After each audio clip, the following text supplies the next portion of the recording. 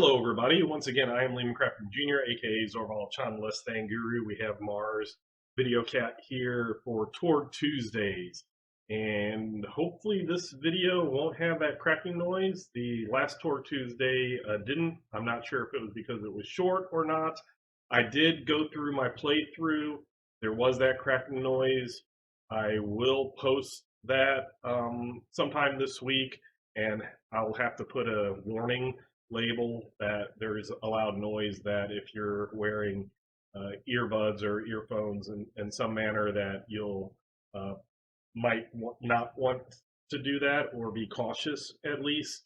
Um, I hope it was a setting on my recording software that was the reason. I changed that, and then with my last video, I didn't hear it when I played through it, so hopefully that is the reason. We'll find out. I'll find out if this video is successful or not. So, having said that, it is Torg Tuesdays. So I wanted to just go over some quick tips that, as a game master, you're probably doing, or as a player, you're already probably doing.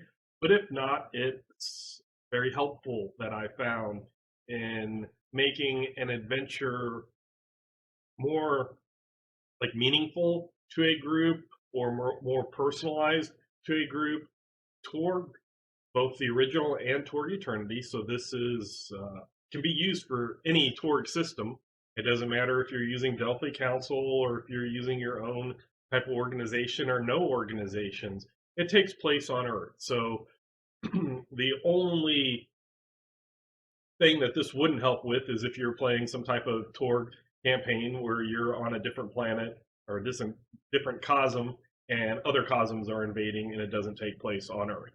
So back in original Torg, when I was playing in the 90s, one of the things that I bought as a tool, an item to help me, is I bought an atlas. And I just bought a thin little atlas. One of my players actually bought a pretty thick atlas. We used that. It was not quite pre-internet days, but it was definitely pre-Google Maps days, and even like MapQuest and other type things like that. So we used atlases. Now it is so easy to see where the places that you're going to are on Google Maps or whatever map source you use. The street views of various map sources are very nice, and many times I have just either taken a screenshot or used my snipping tool and have cut out a piece, either a building or a piece of architecture or a statue or location. I've done it from everything from aisle tombs to last Wednesday. I did it a few times with some locations on my Blood on the Blasted Lands, which is tomorrow. Roll Hit Die Twitch, and then afterwards we'll be on YouTube, and that is at 7 p.m. Eastern, 6 p.m. Central, 4 p.m. Pacific. And I used a few of those in Kyiv, the city, the capital of Ukraine. Another thing that you can do is you can get a map. You can either do it whatever street, like I said, use Street View is nice, or you can have the road map or the terrain map. Satellite view, I think, is what that one's called on Google Maps. But you can say, here's the city that you're going to, and over here you're doing this thing, and then you need to travel here, or regions, or etc. Use the tools that are available out there before you go into that city. Look up that city on Wikipedia or any other page that might have nice information on that to give you kind of a population density. And yes, the possibility of wars is a war, so there might be some in various populations have been deaths in either immigration or emigration, that people have left or come to as refugees. So you can fluctuate the population, but it kind of gives you an idea of what it is there. You can look to see what terrain is there, what rivers and sources, what are they used for, things like that. It's very helpful. Also, if you been to any places, use that. Use your hometown.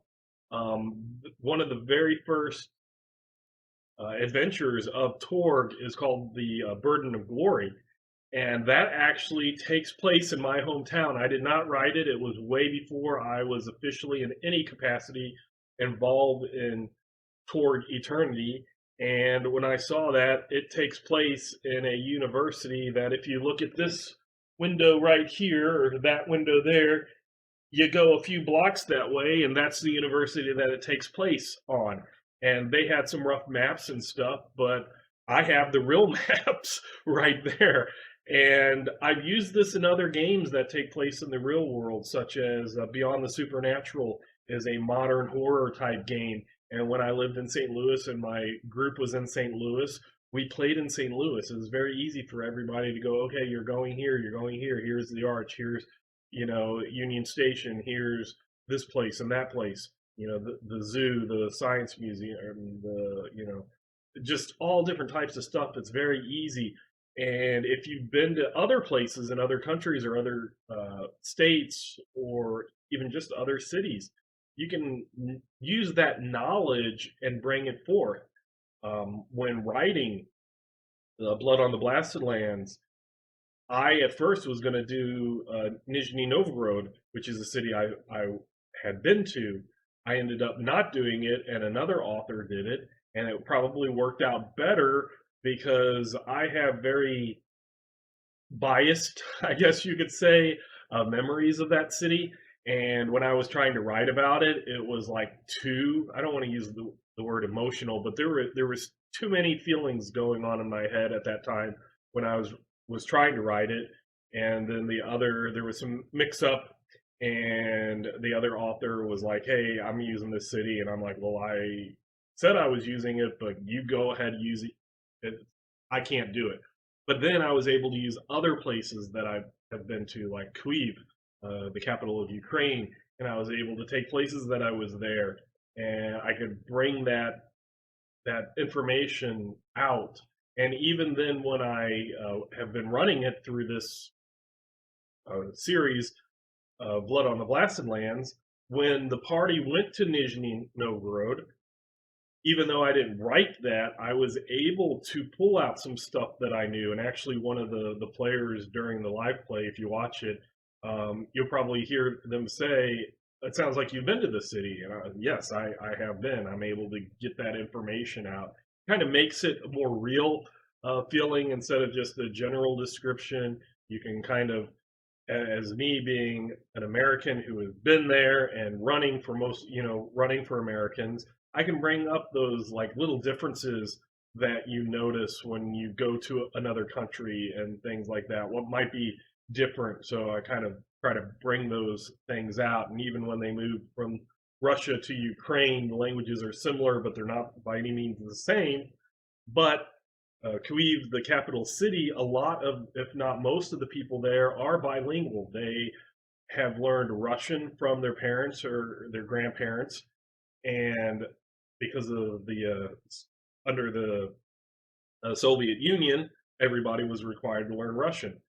But then Ukraine separated from the Soviet Union, and are continuing. Ukrainian is the official language, so you have that. So you have this kind of this dual, a lot of in Kyiv, this dual language where most people like in home use Russian, but officially they use Ukrainian, and you can kind of bring that out. So sometimes the Russian, if you watch the last couple episodes, they were going through the metro and stuff. And yes, it's a game, so I'm not very particular of, oh, you don't know this, you can't figure it out at all. But it was, if they would have had characters from Ukraine instead of from Russia, it would have been easier for them. And you can just bring out stuff like that, places that you've actually been to. I find is always helpful. So with Torg being an Earth game, if you haven't been to the place and you're going to, before you run the adventure, look at it, look at that city, look what's around there. I did that when I was taking my group through Unhallowed Data. I have not been in Spain. I've been in France for a partial day.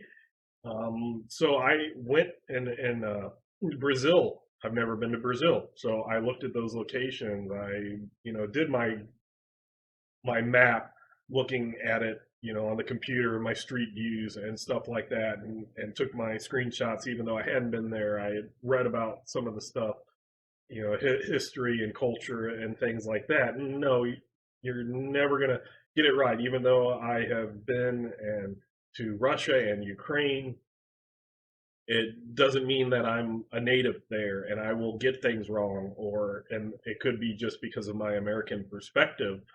But it's more immersive if you do that than if you just don't do anything, or you treat every single city as if it's exactly the same thing. So just use the information that's out there. It's at your fingertips. It's very easy to just type in your web browser what you're looking for, what city you're looking for, what type of population or a region, and just bring it up, or locations and things like that. When I was writing Blood on the Blasted Lands, tomorrow they're hopefully they will go uh, along the path. Uh, they're going to go to Chernobyl, and I've never been to Chernobyl, but I've done a lot of research on Chernobyl, where I've read about the whole incident happening back, I believe, in 1986. And I went through all of the street views and looked at things and monuments and stuff and read up on them and things like that, so I can bring that into the game and make these real world places uh, kind of come alive as much as I can. Put that Torg eternity twist, because you do have these different realities coming down and changing things, but in core Earth places and hard points and just sections that are not within bounded stelae, it's core Earth. The physical structures and stuff are going to be the same. So basically, that's what I wanted to say on Tour Tuesdays today. Is use the resources out there. You don't have to. At least we don't have to go out and buy atlases and you know figure out places of the country that are going on. I used to photocopy these pages and made my triangles on there. Now I can do it on Google Maps. You can make a My Maps. Mine is different than the official one because my world is differently, but the Blood on the Blasted Lands that I do on Wednesdays is the official way things are going. So you can use that. You can make your own. You can use the one that's there. Um, Stuff like that. So use the resources that are available. They're very easy. And I'll just leave with that. It's not a very long one. Looks like we have around 15 minutes or so, but that's fine. Don't need to be long always. So once again, I'm Lee McCrafton Jr., aka Zorval Chan, Less Than Guru, Mars, Video Cat here. Watch us tomorrow on Twitch. We'll hit die 7 p.m. Eastern, 6 p.m. Central, 4 p.m. Pacific for Blood on the Blasted Lands. We're going into Act 6, 7 acts. So about probably 4 more episodes or so, maybe a little bit, maybe 5 if it takes that long. But other than that, until next time, I will catch you later.